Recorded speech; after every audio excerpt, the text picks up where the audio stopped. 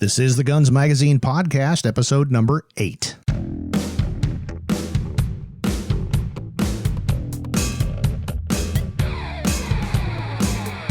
Hi there, and welcome to the Guns Magazine Podcast. I'm your host and the editor of Guns Magazine, Brent Wheat. Thanks for joining us as we talk to the interesting people who make up the world of shooting, hunting, and the firearms industry. Before we get rolling, I would like to let you know there's a couple of important listener notes at the end of the show, so don't leave before checking those out. In today's episode of the Guns Magazine Podcast, I had a chance to sit down with a very influential person in the firearms training world, Owen Mills. However, most folks know him as Buzz Mills, and he's the owner of Gunsite Academy in Paulden, Arizona.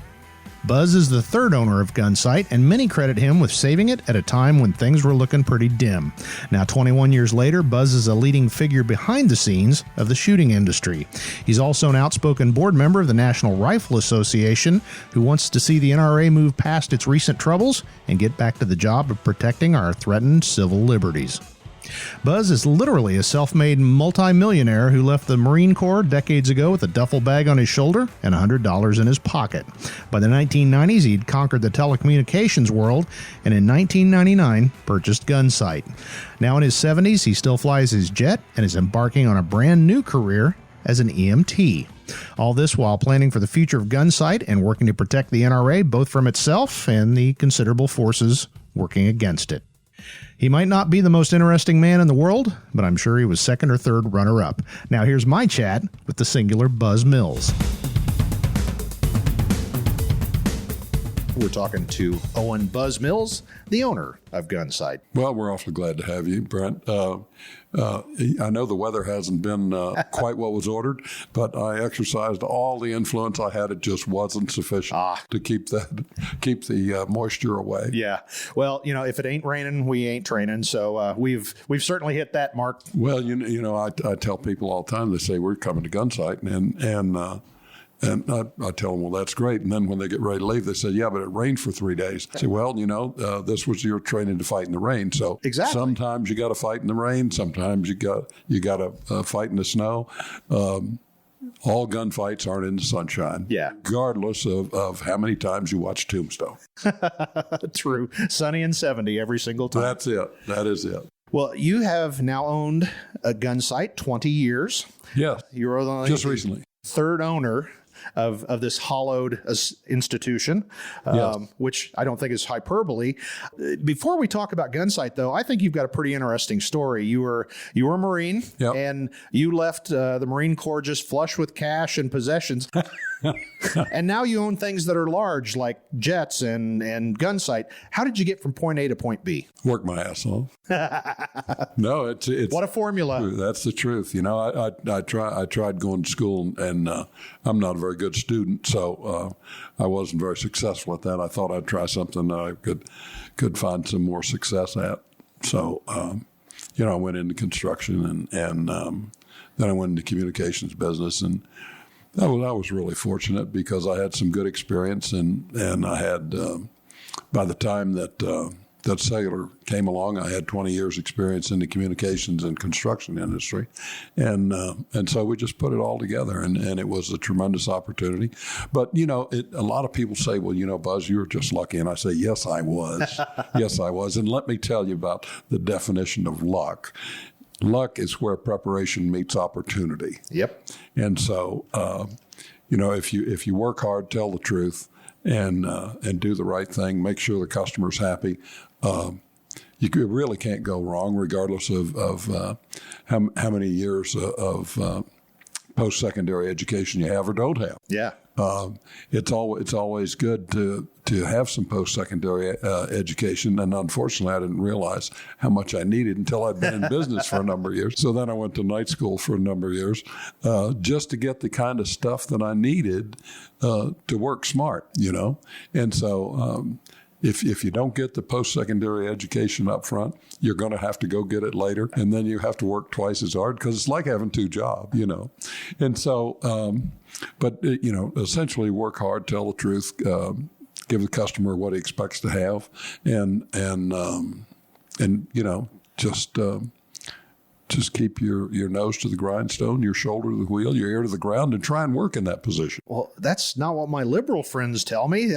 What a crazy concept. No, it's all free. Exactly. I tried to watch those fools last night, and I don't know. You might have. I don't know if you have any of those in your audience or not. Is it all right to talk like that? Not. Oh, absolutely. Oh, okay. Say whatever you want. It just everything is free, but free means the taxpayer pays, and folks just don't have a grasp of that concept. So it's I don't know. They look like just a whole bunch of immature school children running around. Well, I'll give you this. Well, I'll give you that. I'll give you 2 of these. No, I'll give you 3 of them. If you'll be my friend. Yeah, if you'll be my friend and pull that lever for me. Yep. And, what they need to do is just jump in the pot and pull the lever on themselves. Yeah. Really, probably the biggest, the big question here is, why did you want to buy Gunsite? Everybody can has a tough time getting their arms around communications industry to Gunsite. The only reason I worked in the communications industry was to get money to buy ammo. I was a competitive shooter all my life, and back when Cooper started out, I got tired of shooting at paper targets, stuff like that. And you can lay there all day, and when you're in good shape and everything, and take a breath and press the trigger, and bingo, you put a hole in the target. It's a no-brainer. And so when Cooper came out in the mid-'70s talking about, well, the NRA calls it action pistol, but it came out with practical pistol competition, the IPSC. A bunch of guys in my circle of acquaintances picked right up on that, and we decided, well, what the heck? Why not? Well, let's try this. And so we all had 1911 pistols, and we had, some 45 ACP ammo, and one guy had a loading press, and so we just said, let's give it a shot. So we did, and we read everything we could read, and we got on the mailing list and all that stuff, and we got all of Cooper's mailings and his history and that sort of thing. And so in 1980, I placed well enough in our state competition. This was in Maryland to go to the nationals. And so I went to the nationals in 80 and 81. They were at Lafayette Gun Club in Newport News, Virginia, and Cooper was there. So I met Cooper and had quite some conversations with him and learned all about Gunsite, because at that point, Cooper had held the first Gunsite class in early October of 1976. And so we learned all about that. He'd been going 4 years, and we learned about what he was doing and what he was teaching and that stuff. So in the 80s, I had an opportunity to get out here one time, because it was unfortunate. My appetite for 45 ACP ammo just kept me working all the time. And so that, of course, and then you had children, and they got to go to school, and then they got to go to school some more. And then they come back and say, Dad, I really ought to stay for my master's degree. And I said, that's a really good idea, honey. You ought to stay for your master's degree. And, I'm all for it. She looked at me. She said, that was too easy. What's the catch? Well, the catch is I promised 4 years and you're done. Yeah. And so she went on and got her master's degree later. But anyway, you have kids that have to go to school. So it wasn't until the early 90s that I really had a chance to get out here and see what was going on. You really don't get the full context in one trip. And so I got out here, and by then, Jeff had gotten out and Richard G. had come in. And so that was the Richard G. regime. And I got to know him. And then when he fell on tough times, he called me and he said, I've got to get out of here. I'd like for you to come out here and make me an offer on buying this. And that was in 99. So June of 99. So in December of 98, I had divested myself of all my cellular properties, and my wife was tearing her hair out and tearing my hair out because she couldn't run me out of the house fast enough in the morning to go find something to do. So I jumped in the plane and came out here and talked to Richard, and we collected up. I brought my accountant with me. We collected up all the financial data and that sort of thing. So we went back and studied it, and I called him up a couple of weeks later, and I said, Richard, you don't have anything to sell. And so one thing led to another, and he said, well, this, that, and the other, so forth and so on. And so we were eventually able to put something together, but it was in the art of the deal, as the Donald would say, because Richard didn't get what he wanted, and I got what I wanted, but I paid too much. Which is, but I didn't pay what Richard wanted, so I didn't feel too bad about it. Anyway, that worked out, and we got together on September the 30th. We settled. And the same day, Ken had a guy here shoot himself in the foot. Yeah. The day we went to settlement. So Ken and I started off on a really on the right foot, you might say.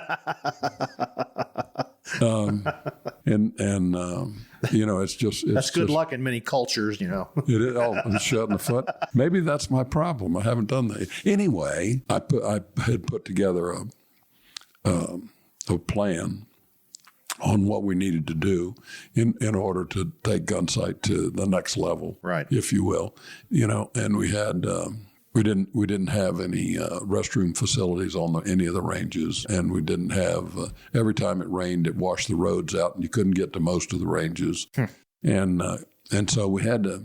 I had an engineering plan done, and we had drainage and put in and all kinds of improvements in roads and that sort of thing.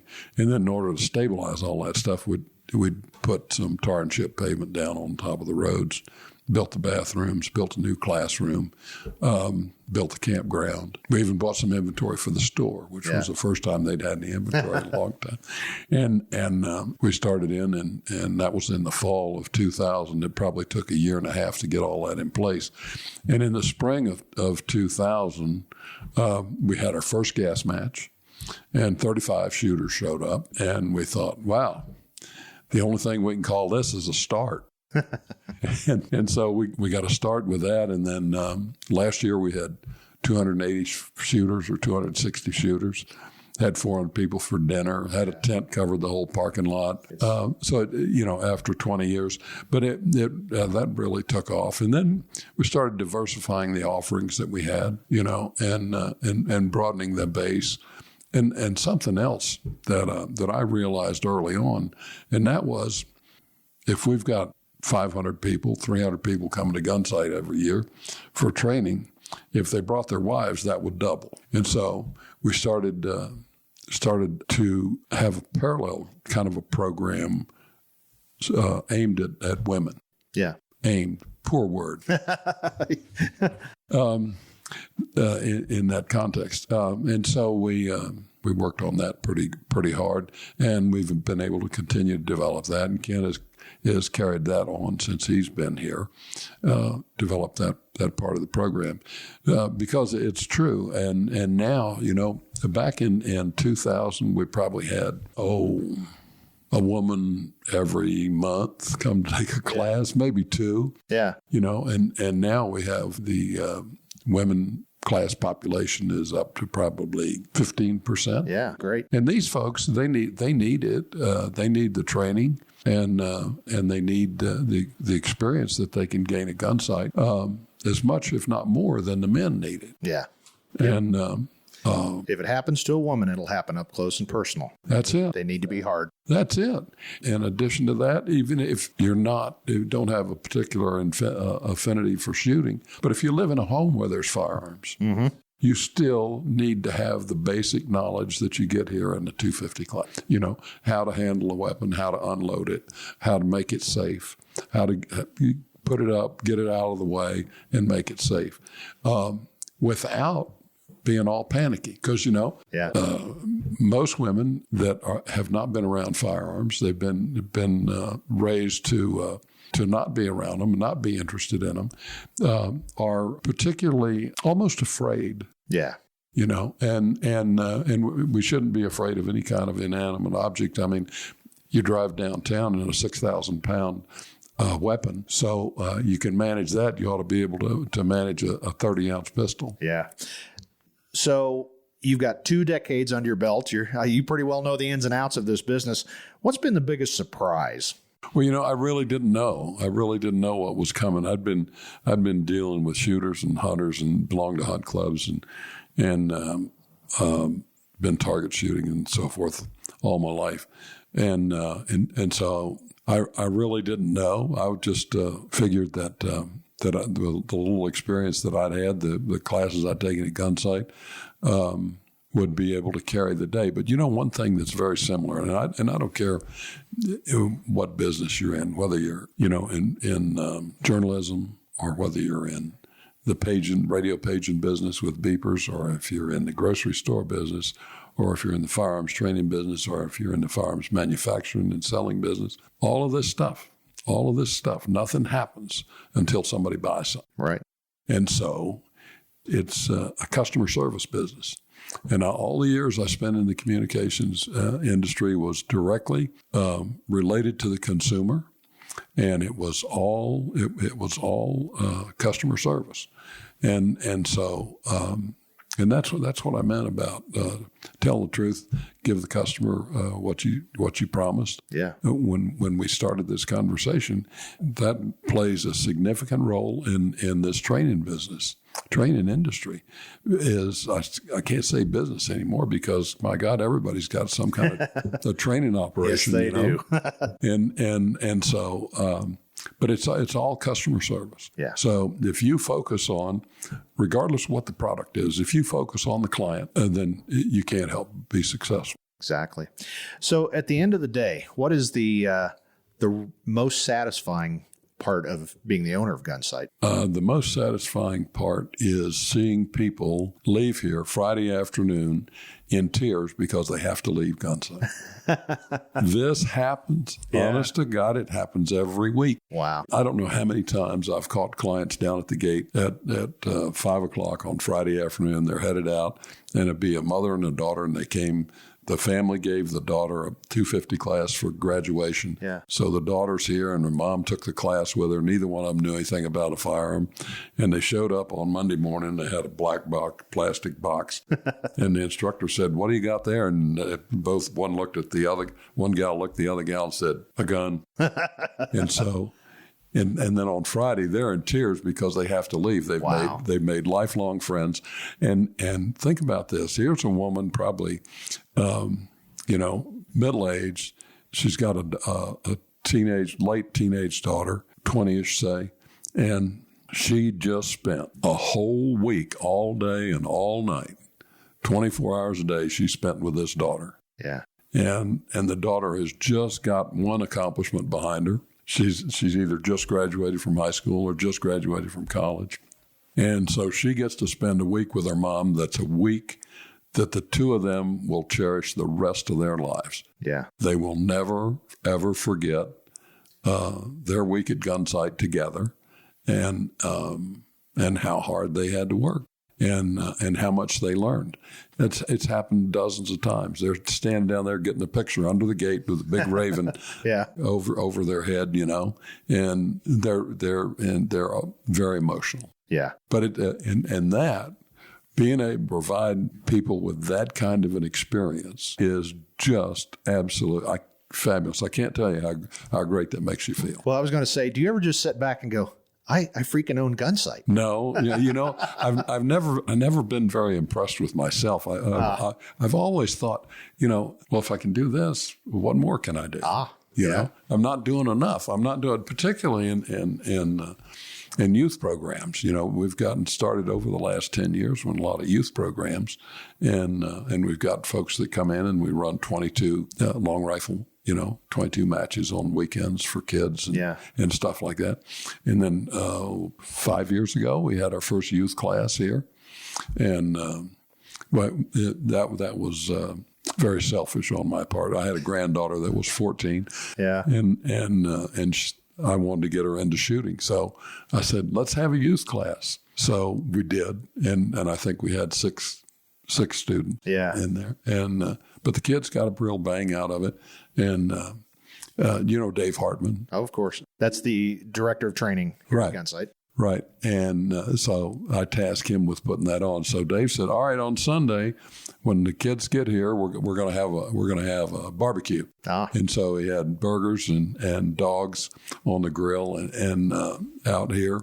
And they get all the kids out here and they get to know each other. Because, you know, kids at like 12, 13, 14 years old, they're not social butterflies. Right. You know, they're kind of introverted.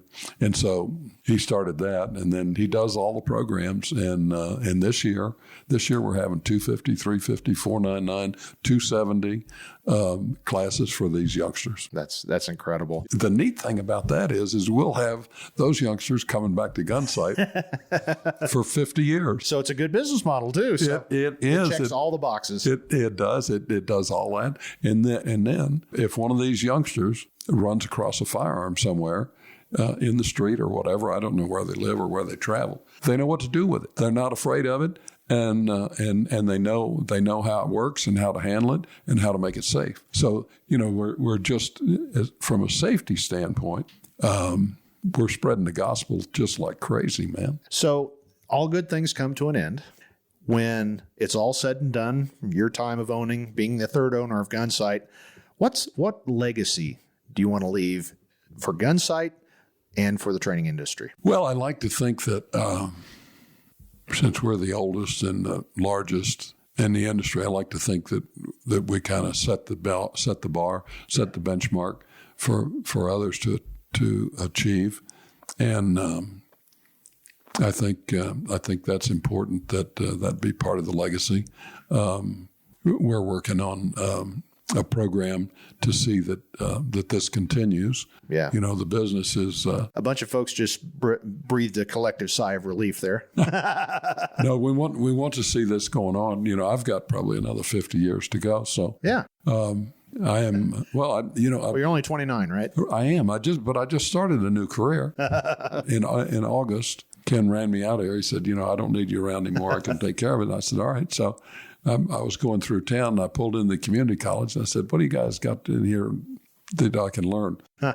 And they took a look at me and said, to get in here, you got to be, you have to be able to read, write, and comprehend on a ninth grade level.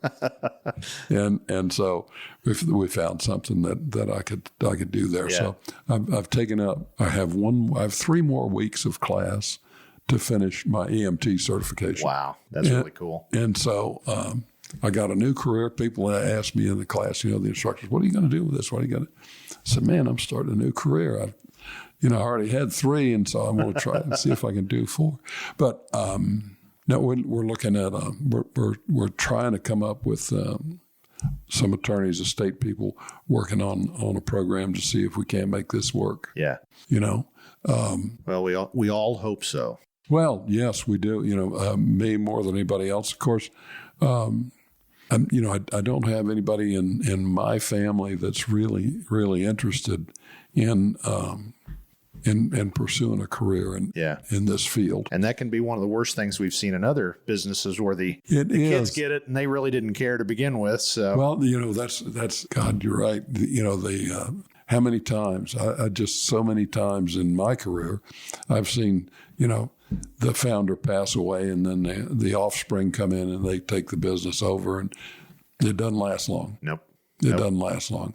They don't have the business acumen. They don't have the experience in the industry. They don't, they just, it takes so much. And the passion too, because the founder had to literally be the guy that was working 18 hours a day for, months on end. And, right. and, not that it's bad, but they didn't see all that. They weren't necessarily around for it. And when they get it, it's a fully functioning business. So I'm sure it'll run itself. And generally that's not the case.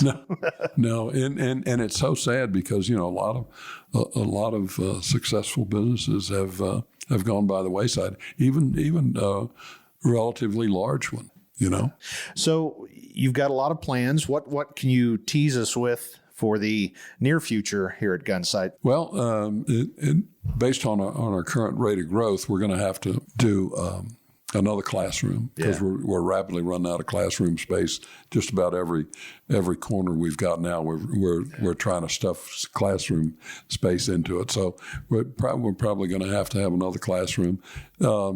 This our little administration office that we're in right now is a 30-year-old modular, and it's seen a lot showing better. Its age, yeah. It's seen a lot better days. And then from an expansion standpoint, that's our support area is where we need to focus right now for immediate improvements. The marketing it seems to be going okay. We can always do better there. We have with the new classes that we have coming in for 2020, we're going to have an opportunity to expand on those, and we have been doing that. We're also working diligently on expanding our offsite offerings. Yes. We're in Nashville now, and Wichita, of course, Indianapolis, South Carolina. And we've got some plans for this year in Florida. So we've got opportunities here to expand our offsite classes as well, and that will give a whole lot more folks an opportunity to attend a class. That it's not inexpensive to travel all the way across the country and spend a week in a hotel. And that's how I got started. I was a Gunsite graduate before I ever, stepped in the gate. And then I finally made it to the mothership and saw the Raven up there. So, it is a wonderful thing because, again, not everybody can afford to, it's, as you said, it's not inexpensive to get here, and you really have to devote a lot of resources. So I think these offsite classes are just a great thing. Well, I think so, and they're very well attended, and that says a lot for our guys. Most people that you talk to, they say, "Oh, Gunsite, yeah, I know all about Gunsite." Well, good. Did you know we had 70 adjunct instructors? No. Where are they? I say, well, they're in Indianapolis, they're in South Carolina, they're in Virginia, they're in Tennessee, they're in Wichita, and they're at Gunsite. So the same guys rotate around. And because, the fact of the matter is, if you live in Tulsa, Oklahoma, and you're a Gunsite instructor, when you get on the airplane, it doesn't make any difference whether you're going to Florida or you're going to Arizona. Right. I mean, you've got the same curriculum, the same POI, and the only difference is the venue. And I think that's a big thing that, I wanted to point out too, that I've been to pretty much all the shooting schools. Some of them you go to and you realize you just don't want to go back. That's what you mainly learn. But the cool thing about the instructional cadre at Gunsite is if they're not actually doing it on a day-to-day basis, they retired after having done it for a long, long time. And every one of them, they are teachers. They're not instructors. They really have the passion for the students and for the subject matter. And it's just, it takes instruction to a whole different level. And it's hard to overstate how important your instructors are to what you do here. Oh, it is. And like you say, it's not just instruction, because anybody can pick up a book and be an instructor. But you know about our instructor program, and you can't even apply. You can't even apply until you have 20 years experience teaching firearms. So you're going to come from either the law enforcement or the firearms or the military to even be able to apply. And those are people, law enforcement and the military. You'd take a fellow, I don't care if he's a gunnery sergeant or a colonel from the Marine Corps, they have spent more than 20 years teaching young men and women how to live and how to fight. And so they know what works and what doesn't work. And they tailor that. The law enforcement cadre the same way. They bring in people from the young kids up from the academy, and they keep training them through their whole career. And so it's just a continuous training program. And by taking people like that in, we have gotten to where we are. And everybody doesn't make it through the program. Everybody doesn't make it through. We have a lot of people apply. It takes a year, better than a year, to get through our instructor program. And when you see somebody that's a Gunsite instructor, you know that is a real teacher. It's one of those things you really do have to earn. And so many things in the world today, you can kind of get there, or everybody gets a trophy. But if you earn your wings or your golden raven, you've really done something. You have. In this industry. You have, and that's how we keep the doctrine pure, if you will. Is a funny story. A young man wanted to be a Gunsite instructor, and he'd had just had enough experience to get in the door, you know. And so he came in for his first week as a provost. That's unpaid, kind of carry the water buckets and stuff, you know, and targets and pasters and that sort of thing. And so the range master asked him if he wanted to add something to what the range master said about coming out of the holster. And so this fellow had spent some time doing competitive shooting. And he said, well, if you don't like the way that Gunsite teaches you how to do it. Oh, no. He said, I can show you how we do it. And so that was about 11 o'clock. And at noon, he was on the way down the road. So learning has occurred. It has. So we had a lot of learning occur there. But you know, no amount of counseling was going to help. You know, I don't remember who it was that recommended him, but anyway, it's quite a process. Yeah, and it shows. You know, I tell all my friends that you know, you may have been to all the classes, but until you've checked off Gunsite, you've not really been there. And like I said, I walked in the gate having trained many different places, but until you're here and you get the full 24/7 experience of what goes on here, it's hard to describe, and that's why people love this place so much. It is, and you know, like you, I trained with many different schools and traveling around road shows and that sort of thing, and I worked with a lot of those. And you know, one thing I got to say positive about it is, and that is, no matter where I went, no matter what class I attended, no matter who the instructor was, I always learned something I could put in my toolbox and take home. Right. But none of it was like coming to Gunsite. Yeah. Well, you know, we've been talking about Gunsite, and we could both talk about Gunsite all day. But I wanted to take this opportunity. You are an NRA board member, and there is so much chatter, some of it accurate, some of it wildly inaccurate. You know, and that's a whole nother topic for another day. But can you give me your overview of the current situation, the controversy, the conflagration that is involving the NRA? How much time have we got? I have my first 1911 pistol. I bought it for $7 from the NRA, and they put it in the mail, and there was nobody home at the house that day, and so the mailman left it on the front porch. Huh. Gosh. Because my mom had been out. She was out somewhere. And so when I got home from school, she said, yeah, you got a box there from somebody. And I said, okay. So, open this up. 1911 A1 1942 GI pistol. Oh, how cool. And it was like $7. Yeah. So the next year, I think it was $12, you could buy an M1 carbine. Oh. And so the same deal, you know, it was on the porch when I got home from school. Wow. Now I got a 1942 M1 and I got a 1943 M1 carbine, or the 1942, 1911. And so that was my membership in the NRA, and that if you look all that up, that dates back to somewhere around 1959 or 1960. And then I was an annual member every year up until 1984. I think was finally in an economic position I could buy life membership, and so that was 1984.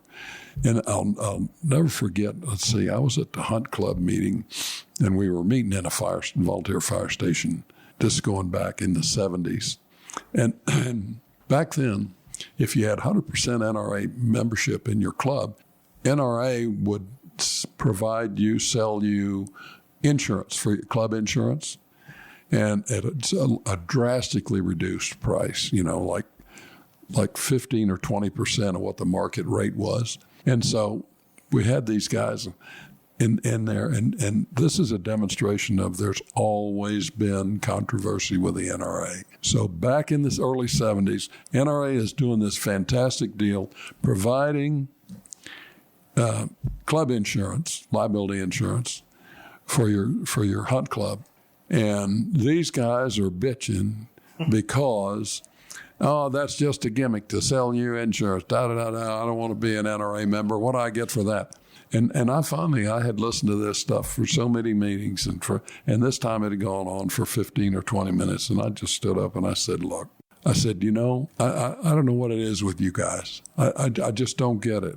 I said, NRA membership is $7. I said, that's the price of 2 six-packs. Now, you're going to leave this meeting tonight, and you're going to go buy a six-pack. So I tell you what, just give me the $7 and forego the six-pack tonight, and you're an NRA member. This doesn't cost anything, and the benefit to the whole club, and there's like 60 members, and you guys are holding up the deal because half a dozen of you don't want to give up the price of a six-pack once a year.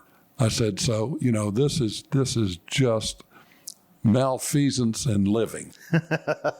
You guys, I said, I am just sick of this crap, and you guys need to get over it. There's so much good stuff that comes along, not to mention the lobbying and all that's done for us. And rah. So, I don't care how far back you go. There's always somebody. If you went back to 1871, the founding of the NRA, I'm sure that I don't know how they ever got it done. Somebody wouldn't get off the price of a six-pack. Well, exactly. I'm sure somebody had their panties in a twist. They did. And so, but at any rate, so here we are, and this is 2019, and I don't care. Pick an organization. I don't care if it's the Red Cross or Goodwill Industries or whoever it is. You're not gonna. It's never smooth sailing. Right. It's the old 80-20 rule. You spend 80% of your time on 20% of the members, and 20% of the members stir up 80% of the shit. Yeah. So, and wouldn't you agree nowadays that the forces arrayed against us, the anti-gun people, see this as a tremendous opportunity? And in the words of Bill Clinton, don't let a crisis go to waste. Yeah, they do, and that was where I was headed. With aside from what we have internally, we have got right now, and it gets worse every year. It gets worse. Our adversaries in the marketplace of ideas, our adversaries out there are becoming increasingly vocal and increasingly unreasonable, and they have worked against us over my lifetime with their practice of incrementalism, if you will. And so, they just nibble a little bit, and they get a little bit, and they get a little bit, and they get a little bit.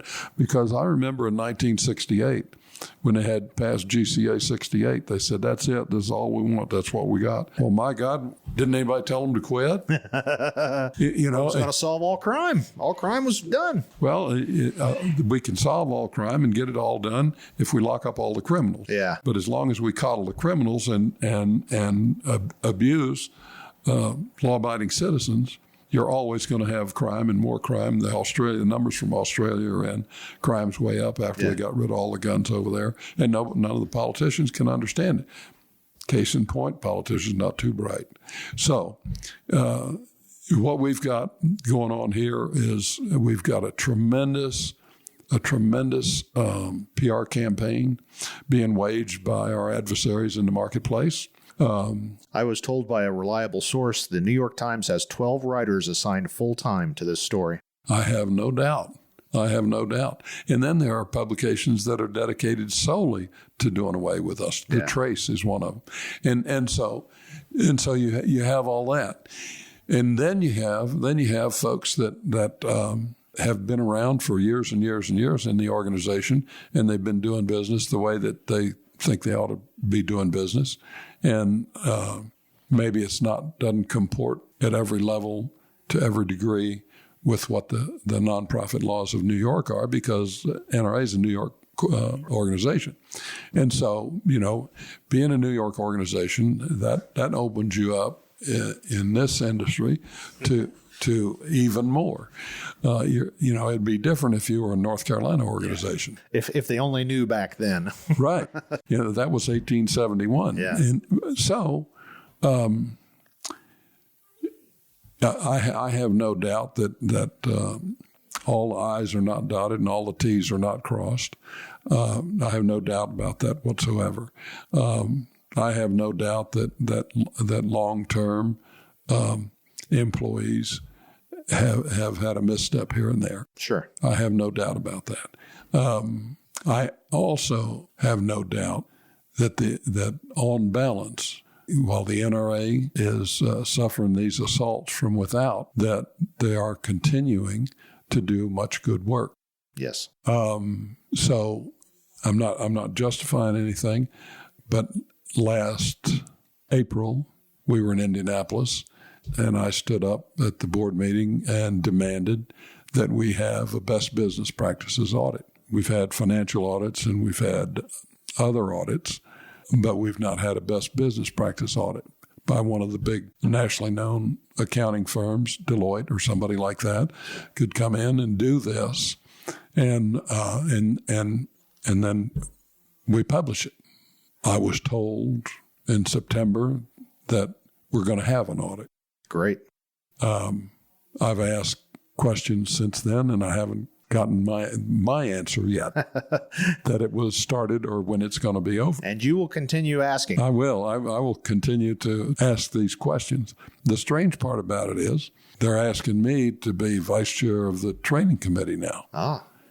And that doesn't happen if you're doing nothing but stirring up trash. Well, exactly. As I said, I get called. I got a call on my phone right now from a gal with the Washington Post wants me to talk to her about this stuff. Yeah. And I talk to everybody. I don't care. I'll return your call.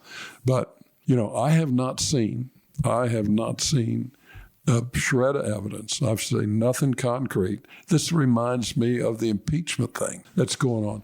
Up through last night, nobody has put anything on the table. This is a definitive fact. Right. This is a fact. This is definitive. And I have not seen anything like that with any of this NRA stuff. Yeah. In addition to that, NRA is in the middle of lawsuits with former vendors and lawsuits with the state of New York. What's going to come out of all of this is if there's something out there, it'll come out. Right. And if we can get our audit that I want, that I've been demanding, if we can get this audit, then we'll know early. My mantra is patience. Yeah. My dear. Something in short supply. Yes, it is, because we're all going to be here for a long time. The NRA is going to be here for a long time. We've done just untold amounts of good work over my lifetime since I've been a member for over 50 years and probably 60 years, and I think that we will continue to do good work. And we've had some resignations from the board. People afraid of the liability and afraid of this, afraid of the other. Maybe they're guilty of something. I don't know. But we've had a number of people leave, and I'm not leaving. I'm not leaving because the NRA's done too much good work. I've been a part of too much of it, and when the smoke clears, this can't last forever. All this lawsuits, they're all going to end, and when all the smoke clears and everything, we're going to need some competent hands to guide the NRA, and so that's what I'm hanging in here for, is the preservation. Well, thank you very much. And thank you for what many people would say is you saved Gunsite. It was in a little bit of a bad way there. You have taken it and gone the direction I think we both hope that Colonel Cooper, envisioned, or probably even further than that. So we commend you for 20 years of ownership, and we thank you very much for sitting down with the Guns Magazine podcast. Well, it's a pleasure to be with you, Brent, and I thank you. I think Gunsite is in good hands and is just on the verge of starting out for another 45 years. Yes, great to hear. Yeah, thank you.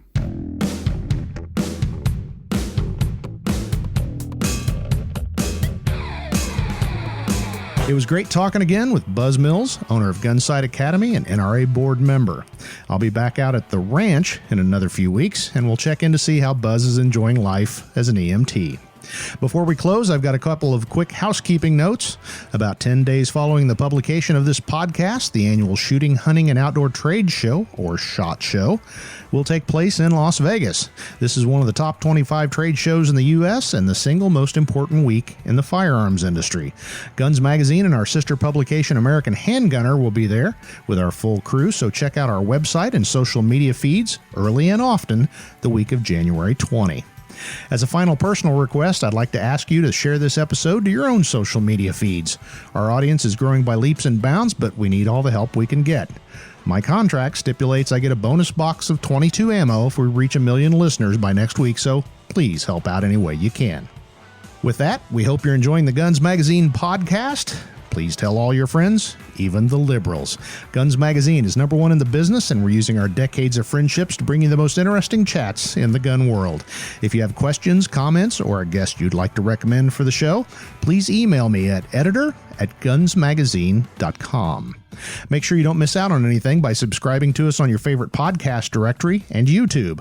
Of course, you can always listen and download our episodes at gunsmagazine.com. While you're at it, don't forget to check out our sister publication, American Handgunner Magazine, at AmericanHandgunner.com. That's it for this episode of the Guns Magazine podcast. For the entire thundering herd at FMG Publications, I'm Guns Magazine editor Brent Wheat. Now get out there and get shooting.